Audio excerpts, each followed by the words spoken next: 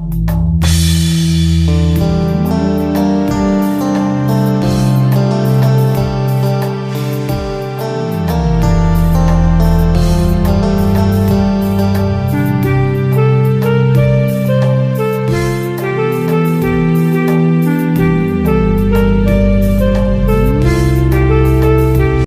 मजलिस इत्तेहादुल मुस्लिमीन ना सिर्फ एक नज़रिया है, ना सिर्फ एक आइडियोलॉजी है, ना सिर्फ एक सियासी जमात है, बल्कि मजलिस इत्तेहादुल मुस्लिमीन एक तहरीक है।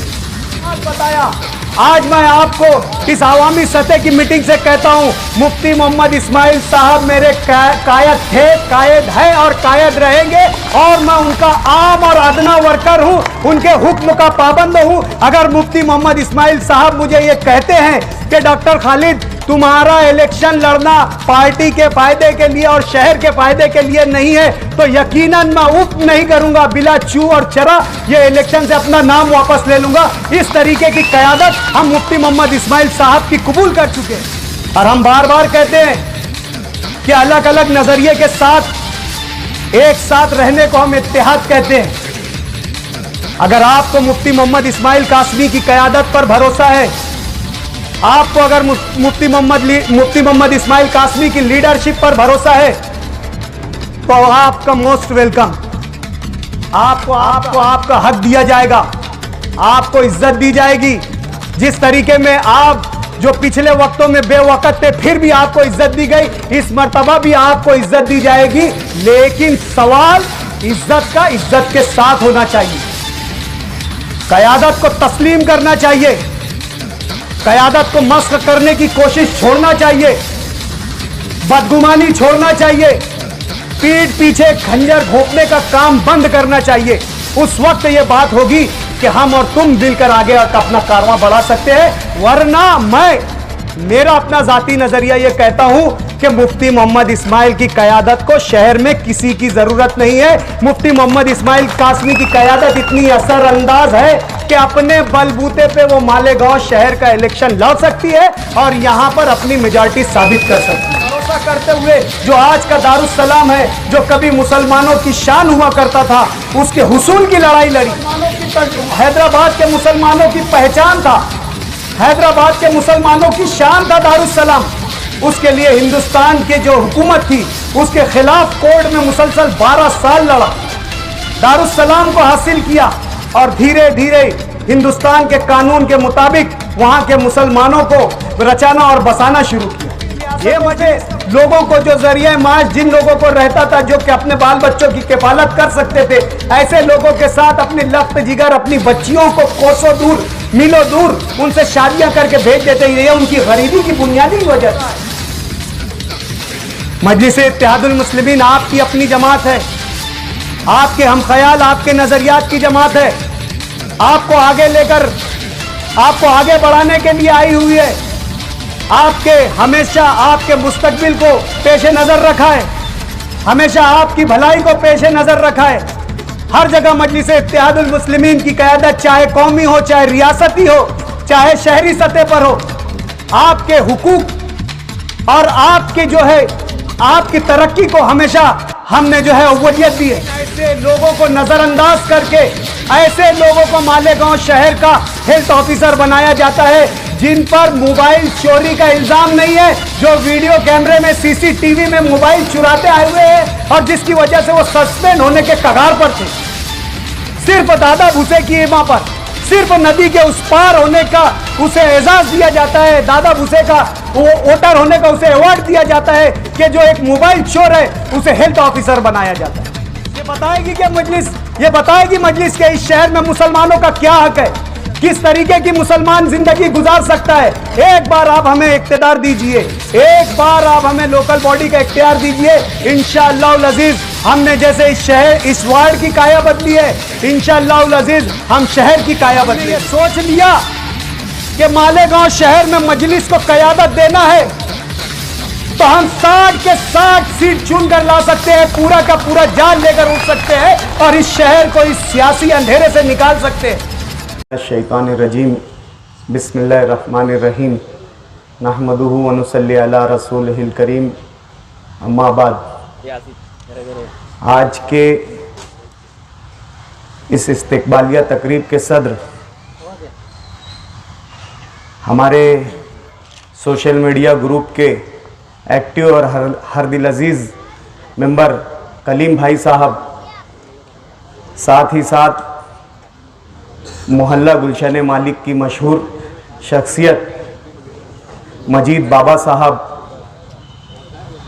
स्टेज पर तशरीफ़ फरमा तमाम ही मजलिस इत्तेहादुल मुस्लिमीन के ज़िम्मेदारान, हाफिज़ उबैद साहब, सामने बैठे हुए तमाम ही मुहिब्बान मुफ्ती मोहम्मद इस्माइल कासमी और नौजवान मेरे दोस्त, सबसे पहले तो मैं मजलिस कायदे सालार व्हाट्सएप ग्रुप का तहे दिल से शुक्रिया अदा करता हूं कि उन्होंने मुझे नॉर्थ महाराष्ट्र मजलिस के दोबारा सदर मुंतखब होने पर मुझे इस्तकबालिया दिया, यहाँ पर बुलाकर मुझे एजाज़ बख्शा। मैं मजलिस मीडिया सेल और मजलिस कायदे सालार ग्रुप के तमाम ही मेंबरान का तहे दिल से शुक्रिया अदा करता हूँ। दोस्तों,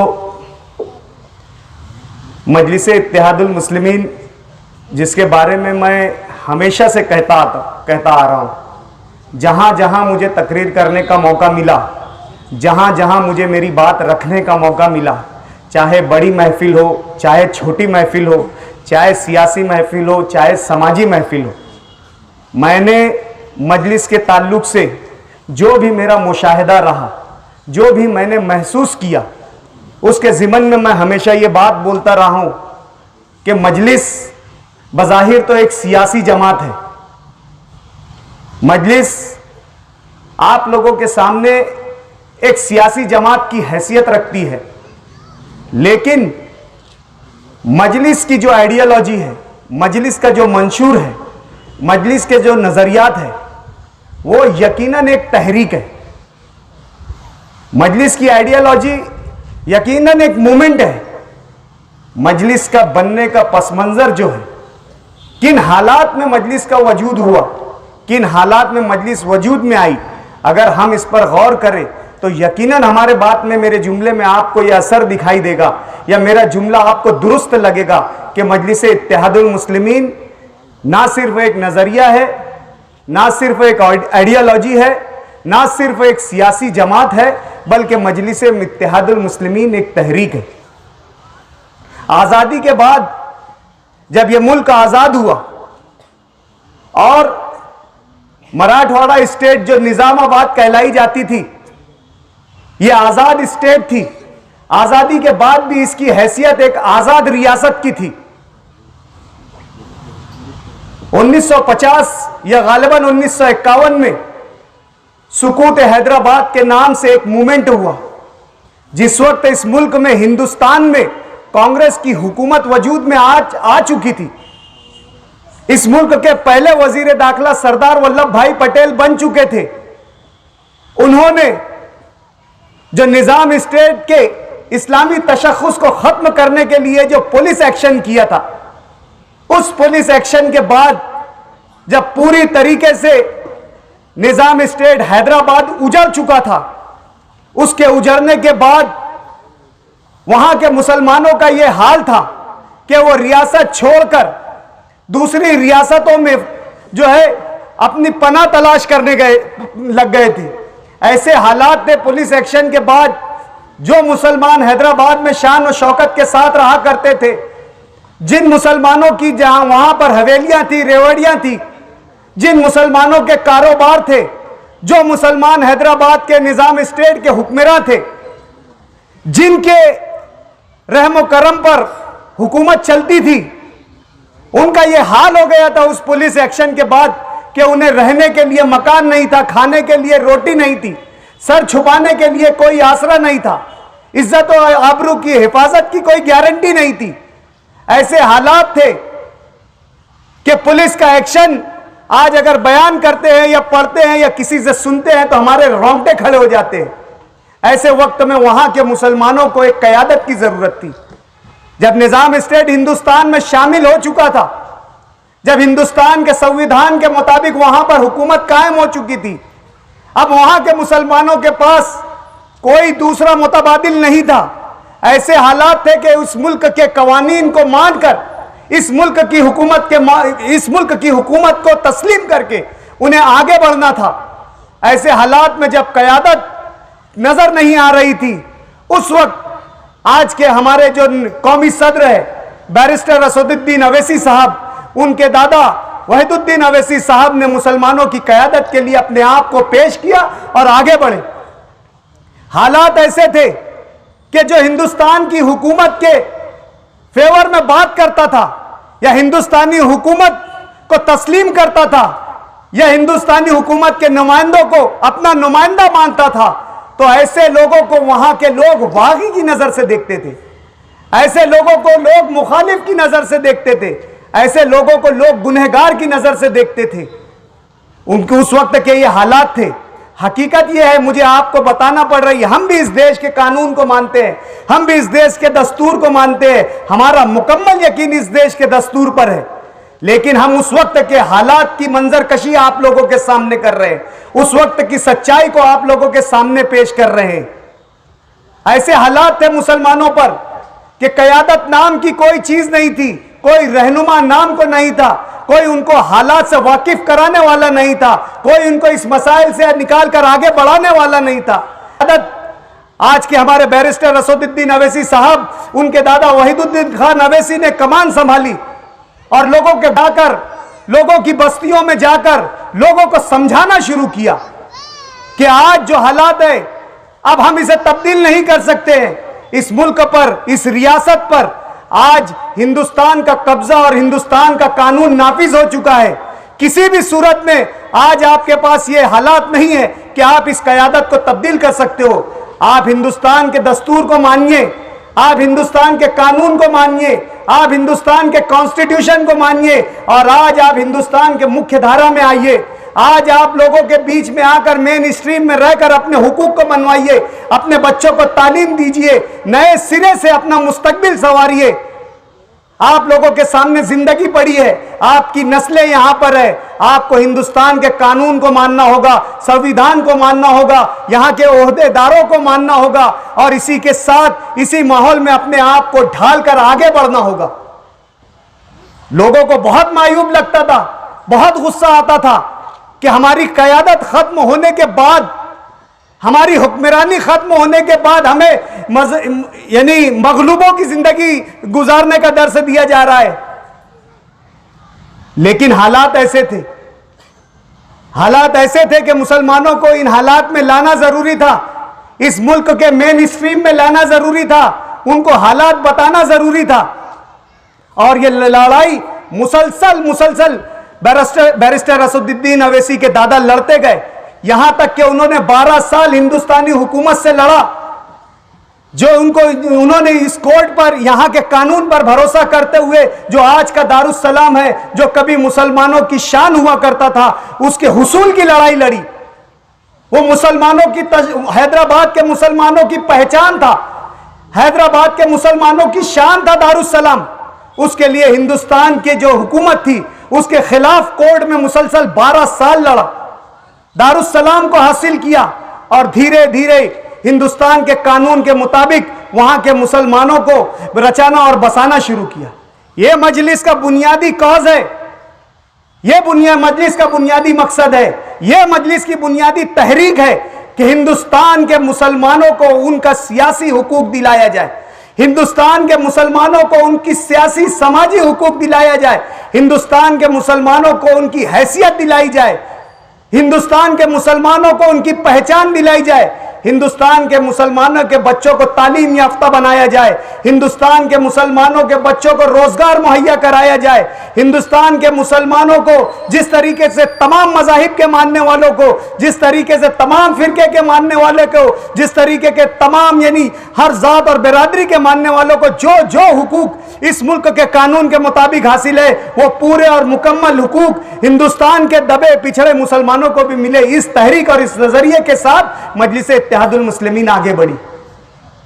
और वो शजर जो कभी बीज हुआ करता था, जिसकी कोई देखभाल नहीं कर सकता था, आज आप देख रहे होंगे कि अपने सच्चे नजरियात की वजह से आज मजलिस एक तनावर दरख्त बन चुका है, जिसकी शाखें और जिसकी जड़ें हिंदुस्तान की तमाम रियासतों में फैल चुकी है। जो मजलिस सिर्फ हैदराबाद तक मुख्तस थी, जो मजलिस सिर्फ हैदराबाद ही तक के अपने आप को महदूद रखा था, आज आप देख रहे होंगे कि मजलिस इत्तेहादुल मुस्लिमीन के 2 एमएलए हमारे महाराष्ट्र में है, मजलिस इत्तेहादुल मुस्लिमीन के 5 एमएलए बिहार में है, मजलिस इत्तेहादुल मुस्लिमीन के कई कॉरपोरेटर्स गुजरात में है, मजलिस इत्तेहादुल मुस्लिमीन के कई कॉरपोरेटर्स यूपी में है, मजलिस इत्तेहादुल मुस्लिमीन के कई नुमाइंदे आज बेंगलोर में है, कर्नाटक में है। यह मजलिस के मिशन की सच्चाई है, जो हवा इतनी मुखालिफ होने के बाद, इतनी कड़ी मुखालफत होने के बाद, इतने परों को कतरने के बाद भी आज मजलिस अपना सफर अपनी शान के साथ रवा और दवा और कायम रखी हुई। हमें मजलिस के नजरियात को समझना होगा। मजलिस जिंदाबाद मुर्दाबाद की सियासत पर यकीन नहीं रखती, मजलिस दिखावे की सियासत पर यकीन नहीं रखती। मजलिस अपने मकसद के साथ आगे बढ़ रही है, मजलिस अपने एम के साथ आप लोगों के बीच में आई है। इससे पहले भी मुसलमानों की हमनवा बनकर बहुत सी जमातें आई, बहुत सी सियासी पार्टी आई, जिन्होंने सिर्फ मुसलमानों को जिंदाबाद और मुर्दाबाद तक महदूद रखा, लेकिन कि कोई मुकम्मल जो है निजाम इस मुल्क में रहने का किसी सियासी जमात ने मुसलमानों को नहीं बताया। जो उनके बुनियादी मकासद और जरूरियात है, कभी उससे कोई जमात ने मुतारिफ नहीं करवाया। आज मजलिस इत्तेहादुल मुस्लिमीन ने हैदराबाद के मुसलमानों की तकलीफ को महसूस करते हुए, जो मुसलमान तालीमी मैदान में पिछड़ा हुआ था, उनके लिए स्कूलों का नज्म किया, उनके लिए बुनियादी तालीम का नज्म किया, उनके लिए प्राइमरी तालीम का नज्म किया, उनके लिए कॉलेज की तालीम का नज्म किया। जो मुसलमान रोजगार से और जो मुसलमान जरिए माश से परेशान थे, उनके लिए जरिए माश पैदा किया, उनके लिए वहां पर जरिए माश पैदा किया। बैंकों के जरिए उनको कर्जे दिए गए ताकि वो रिक्शा ले सके, ताकि और वो कोई अपना कारोबार कर सके। वो मुसलमान जो सेहत के लिए परेशान थे, जिनके लिए सेहत का कोई माकूल इंतजाम नहीं था, उनके लिए हॉस्पिटल्स का इंतजाम किया। यह होती है सोच, यह होती है प्लानिंग, यह होता है मंशूर।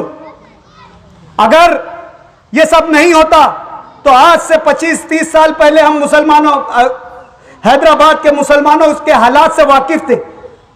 हमें मालूम था कि किस तरीके की गरीबी है।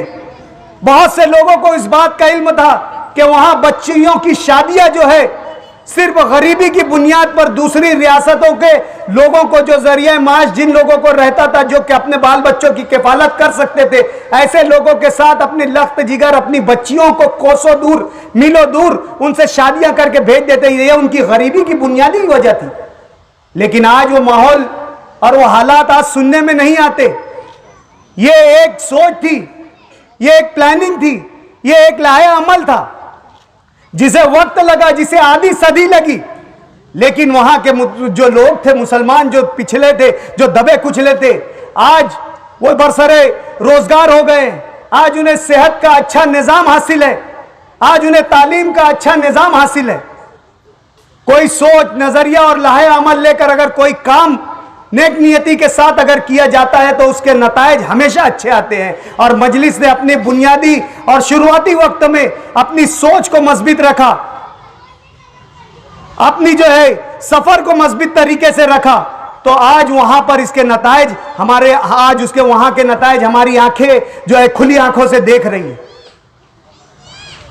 इन्हीं तमाम मिशन को लेकर, इन्हीं तमाम प्रोग्राम को लेकर, इन्हीं तमाम बातों को लेकर मजलिस ने पूरे हिंदुस्तान में जो है अपने सियासी सफर का आगाज किया, इस सोच के साथ कि हिंदुस्तान के जो मुसलमान हैं, जिनका हाल उस वक्त के हैदराबाद के मुसलमानों जैसा है, आज उन्हें तालीम के मौके मैसर नहीं है, आज उनको इलाज के लिए अच्छे हॉस्पिटल मैसर नहीं है, आज उनको रोजगार का कोई मौका फराहम नहीं है। ऐसे लोगों को, ऐसे लोगों की नुमाइंदगी के लिए आज मजलिस इत्तेहादुल मुस्लिमीन सियासी तौर से पूरे हिंदुस्तान में जा रही है, मुकामी लोगों को अपने मिशन के बारे में, अपने मकसद के बारे में, अपने मंशूर के बारे में समझा रही है। हर जगह मजलिस को आज ऐसे साथी मिल रहे हैं जो ये सोच रखते हैं कि हिंदुस्तान का मुसलमान तरक्की करना चाहिए, हिंदुस्तान के मुसलमान को वो हुकूक भी हासिल होना चाहिए जो हिंदुस्तान की दूसरी बिरादरियों को, दूसरे मज़ाहिब के मानने वालों को।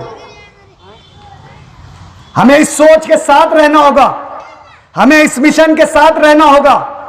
शुरुआती तौर में तकालीफ आती है, जब कोई सियासी इंफ्रास्ट्रक्चर नहीं होता, किसी तरीके का कोई सियासी एक तरीके का माहौल साजगार नहीं होता है, लोग ऐसे नहीं मिलते हैं जो खुद कफील हो या जो कैपेबल हो, तो ऐसे हालात में शुरुआती वक्त में यह तकलीफ आती है, पार्टी चलाने में तकलीफ आती है। लेकिन हमें हमारे मिशन को नहीं भूलना है, हमारे मकसद को नहीं भूलना है, मजलिस के सियासी कौज को नहीं भूलना है। जब हमने मालेगांव शहर के ताल्लुक से हमारे कौमी सदर बैरिस्टर असदुद्दीन अवैसी साहब से बात की, असेंबली इलेक्शन जो 2019 का जो गुज़िश्ता इलेक्शन गया, उस वक्त उन्होंने हमसे कहा कि गुज़िश्ता इलेक्शन में मजलिस ने वहां पर असेंबली इलेक्शन लड़ा था, हमारा जो परफॉर्मेंस था वो इत्मीनान बख्श था, लेकिन हम वहां चाहते हैं कि हमारा नुमाइंदा कामयाब हो, ताकि हम हमारे जो सियासी मकसद है, हमारा जो सियासी मंशूर है, उसका वहां निफाज कर सके। हमने एक बात कही कि असद साहब, अगर आप शहर में अपना नुमाइंदा चाहते हो, अगर आप चाहते हो कि मालेगांव शहर से मजलिस का एमएलए मुंतखब हो और वो आपकी जमात की नुमाइंदगी कर सके और जो आपके ख्यालात की नुमाइंदगी कर सके, रहबरी कर सके, तो आज हम उस काबिल नहीं हैं।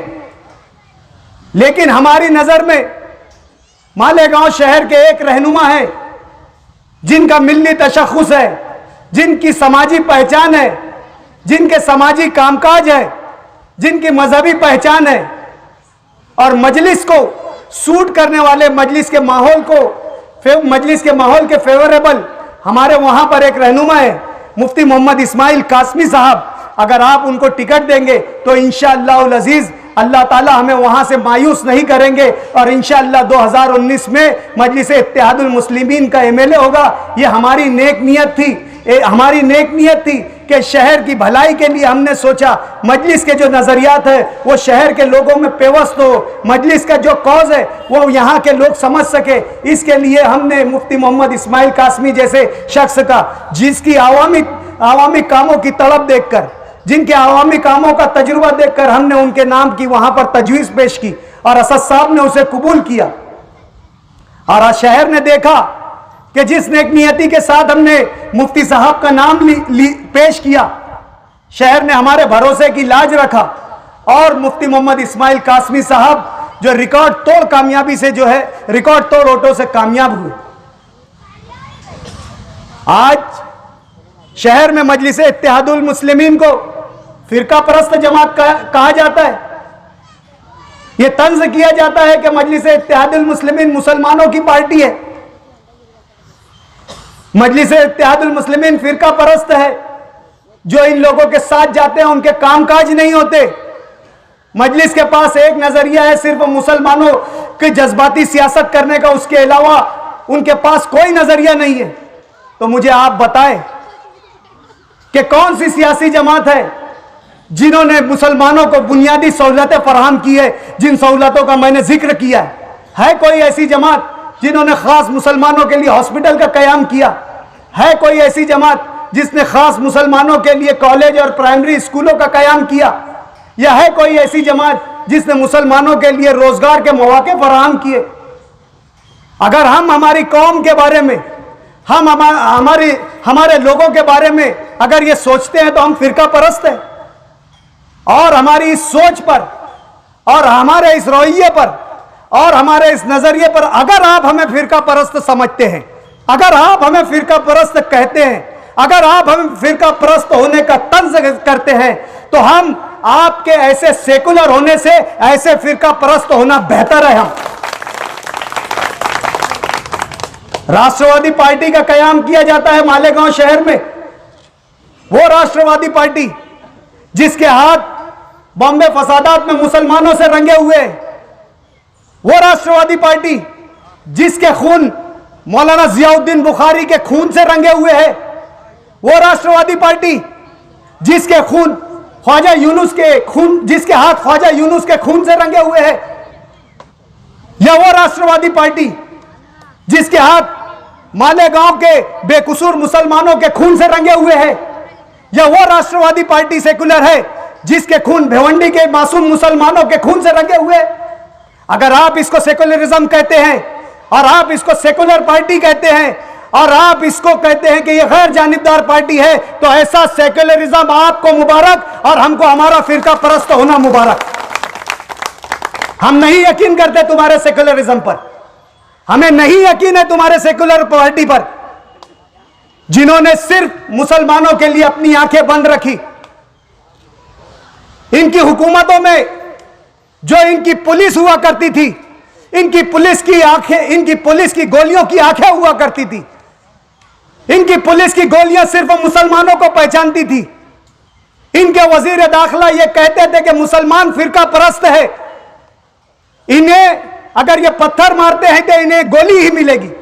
इस तरीके के जवाबात देने वाली राष्ट्रवादी पार्टी आज आपके बीच में आकर यह कहती है कि हम सेकुलर है, हम आपको आपके हुकूक देंगे।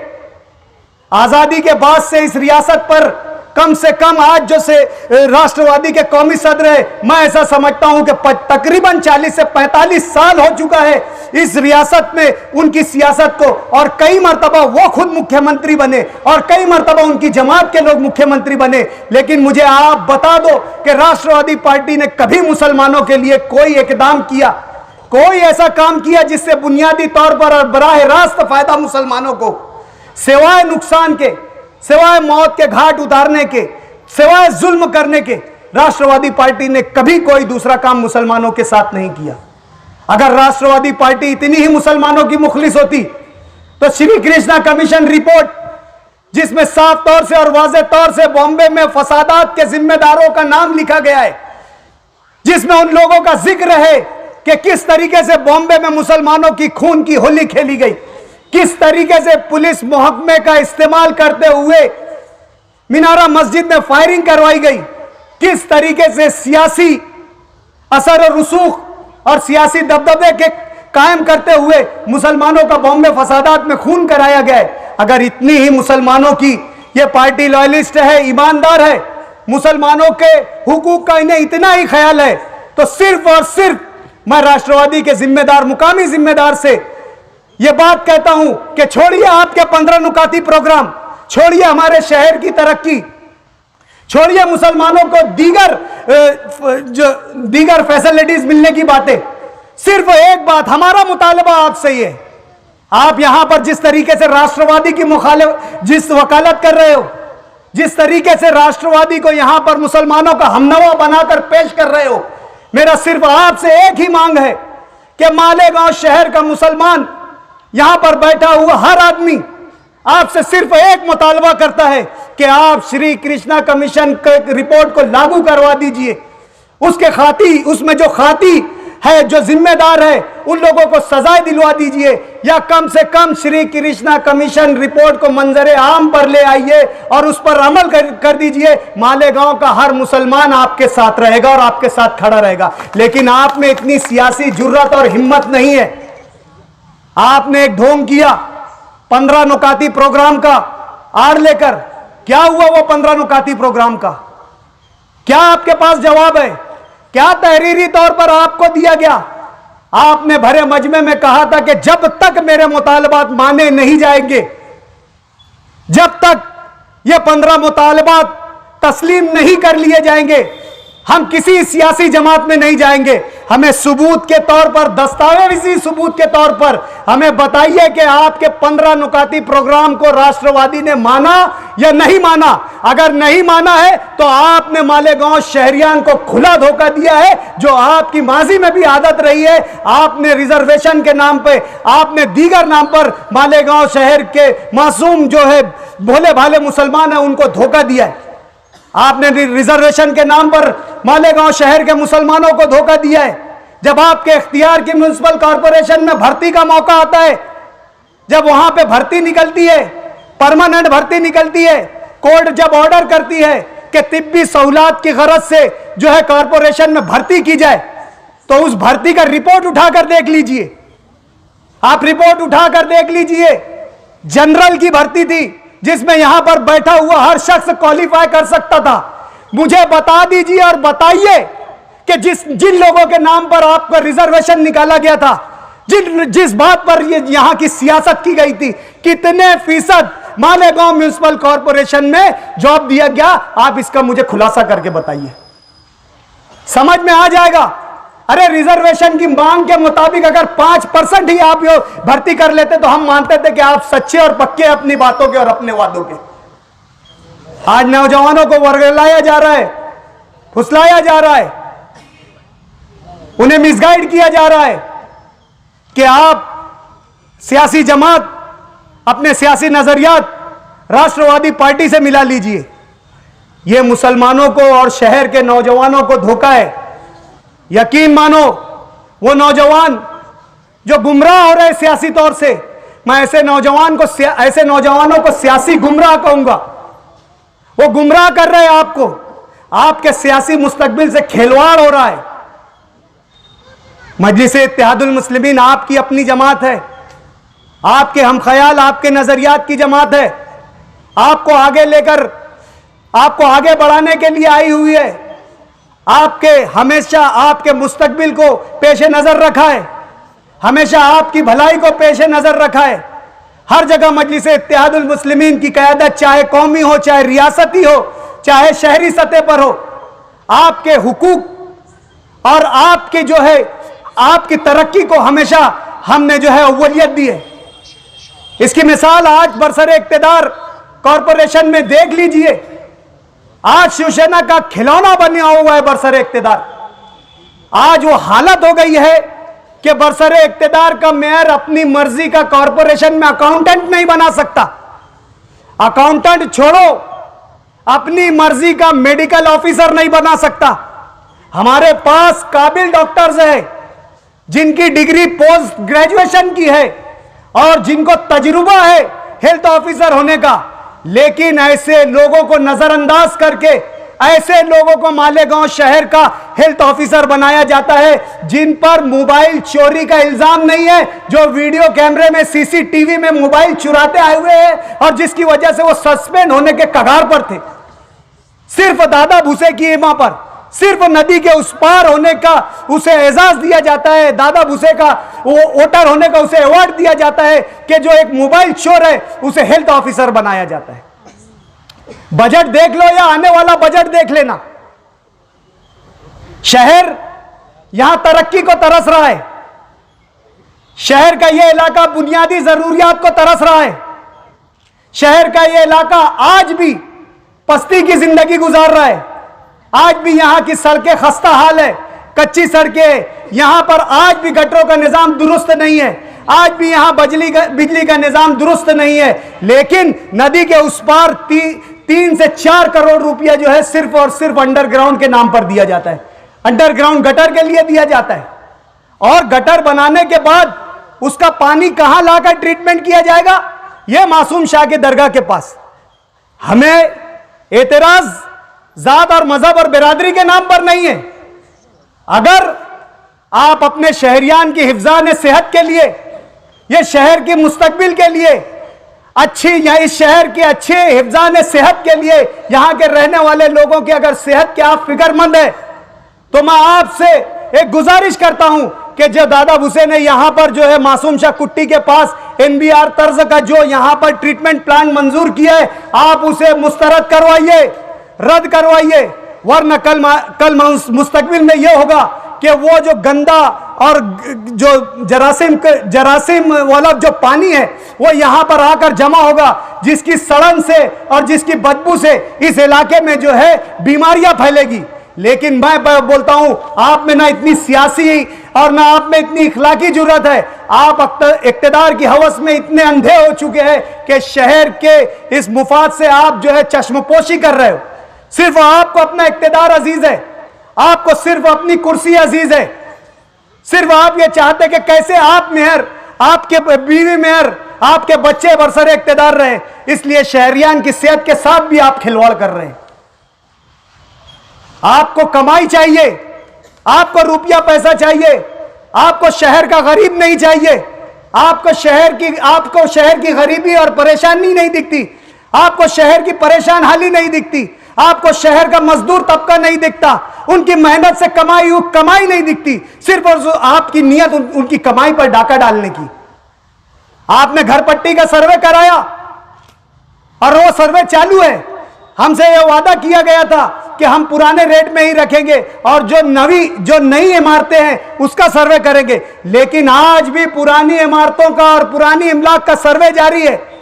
आने वाले वक्त में तमाम सर्वे के बाद आप पर घर पट्टी थोप दी जाएगी और आज से 10 गुना बढ़ा कर दी जाएगी।